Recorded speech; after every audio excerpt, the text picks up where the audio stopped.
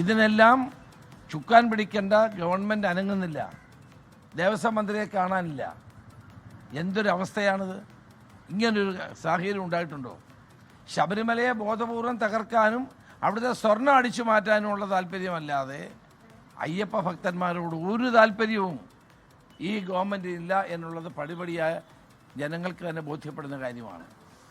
വൃശ്ചിക 1-ാം തീയതി നട തുറക്കുമ്പോൾ എല്ലാ കാലഘട്ടത്തിലും തീർത്ഥാടകർക്ക് വേണ്ടിയിട്ടുള്ള അടിസ്ഥാന സൗകര്യം ഒരുക്കും.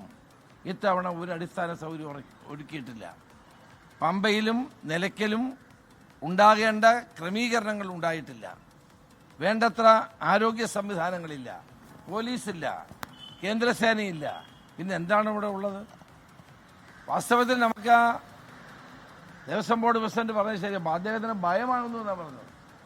ഈ ആളുകളുടെ തിരക്ക് കണ്ടിട്ട് അദ്ദേഹത്തിന് ഭയമാകും. ഞാൻ അദ്ദേഹത്തെ കുറ്റപ്പെടുത്തില്ല.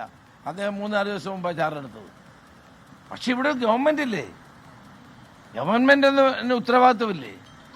അപ്പോൾ ശബരിമലയിൽ വന്നു ചേരുന്ന ഭക്തജനങ്ങൾക്ക് വേണ്ട സൗകര്യം ഒരുക്കി കൊടുക്കാതെ അവരെ കഷ്ടപ്പെടുത്തുന്ന ഈ ഗവൺമെന്റ് നടപടി ഞാൻ ശക്തമായി പ്രതിഷേധിക്കുകയാണ്. അയ്യപ്പ ഭക്തന്മാരോട് കുറെ കൂടിയെങ്കിലും കരുണ കാണിക്കണം ഈ ഗവൺമെന്റ്. ഒന്നും ചെയ്യാതെ വരുന്നവർ വരട്ടെ, ഇല്ലാത്തവർ വരണ്ട എന്നുള്ള സന്ദേശമാണ് ഗവൺമെന്റ് നൽകുന്നത്. സർക്കാരിനെതിരെയാണ് ഈ വിഷയത്തിൽ വീഴ്ച പറ്റിയിട്ടുണ്ട് എന്നുള്ളത്. ശബരിമലയിലെ ഭക്തജന തിരക്കിൽ മുന്നൊരുക്കങ്ങൾ എല്ലാം പാളിപ്പോയി എന്ന വിമർശനമാണ് രമേശ് ചെന്നിത്തല ഉന്നയിക്കുന്നത്. ലോകത്തെവിടെയായാലും ഏത് സമയത്തും 24 വാർത്തകളും ഓഗ്മെന്റഡ് റിയാലിറ്റി പാക്കേജുകളും എക്സ്പ്ലെയിനറുകളും വിശദമായി കാണാൻ ഞങ്ങളുടെ യൂട്യൂബ് ചാനൽ നിങ്ങൾക്ക് സബ്സ്ക്രൈബ് ചെയ്യാം.